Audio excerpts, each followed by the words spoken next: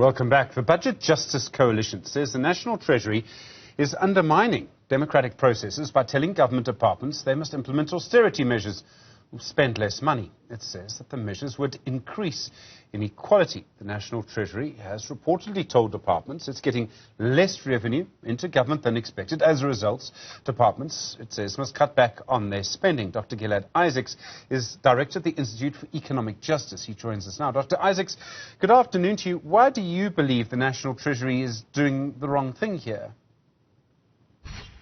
Afternoon, and thanks very much, Stephen. I think there's a number of ways of looking at this. The first is that we have to understand where this narrative is coming from and for what purpose. Now, there's no doubt that the National Treasury has been trying to force through unpopular spending cuts for a number of years now, sometimes successfully and sometimes not. And what we've seen is really an acceleration of a rhetoric of imminent crisis, of a catastrophe looming. And what that serves to do is generate a sense of fear and panic, which then strengthens the ability of Treasury to implement both unpopular and unnecessary cuts. Of course, we do need to look at the fiscal health of South Africa, but the responsible way of doing that is to say, okay, if there is less revenue intake, what are all the options here, which includes options of increasing revenue, either through increased borrowing, increased taxation, it includes cuts, and what are the real life consequences of these various options, and who will be impacted and how. And instead, what we're seeing is this sense of immediate panic with a draconian set of instructions which only lay out an extreme version of budget cuts as the only pathway out from where we are now. And as we know, the real-life consequences of those are often devastating. So I accept that there will be very serious real-life consequences, and I'm going to come to that in a moment.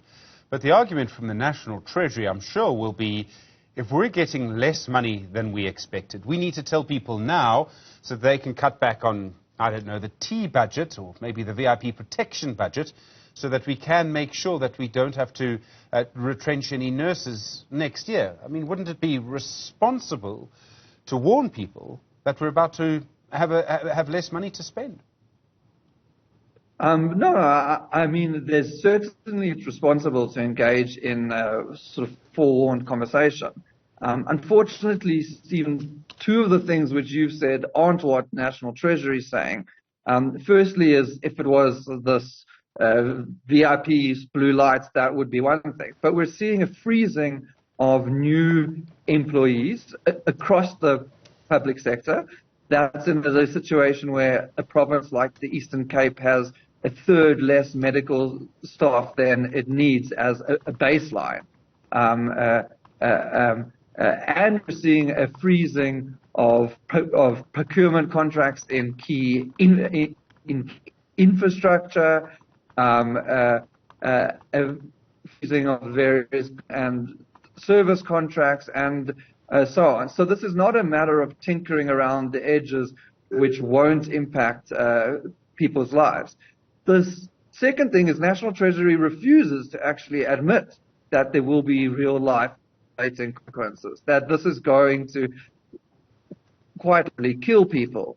In terms of lack of access to healthcare, sanitation, probably I mean, we know that National Treasury wants to end the 350 SRD grants. I mean, this is life or death, and Treasury, to actually admit that. If you admit that reality, okay, then the equation changes. It doesn't mean that we can't have budget cuts, right? But what it does mean is you have to weigh the various pros and cons of all options. And other options are increased revenue, right? We've just gone through a period where National Treasury incomprehensibly lowered the corporate income tax rate from 28 to 27%, which has achieved no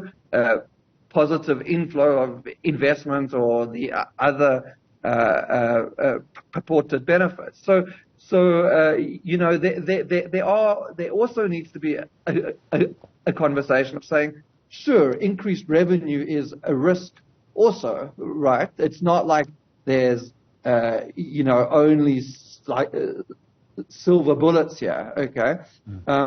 But is it a greater risk than large portions of the South Africa starving? And once you start to then engage in a nuanced conversation of those trade-offs, you can then negotiate ways of increased revenue and of a reallocation of the existing revenue. That's not what National Treasury is doing. So, Dr. Isaacs, I realize once we get into a conversation around tax policy, it takes us to all sorts of places. It's a very important conversation to have, and I'm sure we'll have more of those conversations.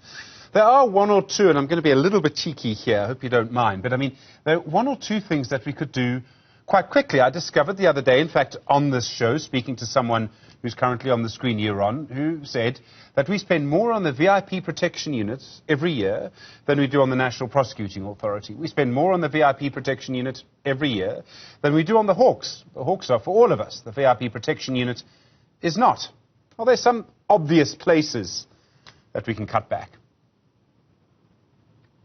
Absolutely. I mean, that's a good instance. But we're talking there, that's not the magnitudes of expenditure which we're speaking about here. So we and myself and our institution has no issue with exploring areas of rationalization. That could include something like the size of our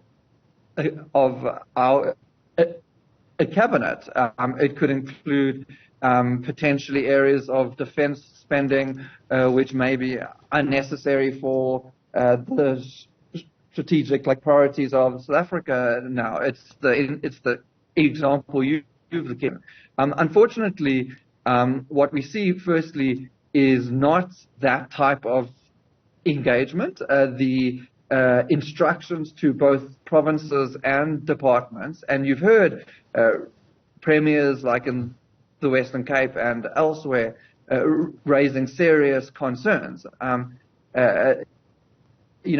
Is wholesale freezes on, including in areas of urgent public services. What we see is the National Treasury, and we're engaged with Treasury and Presidency and the Department of Social Development, and it's a open secret that National Treasury wants the 350 grant ended, right?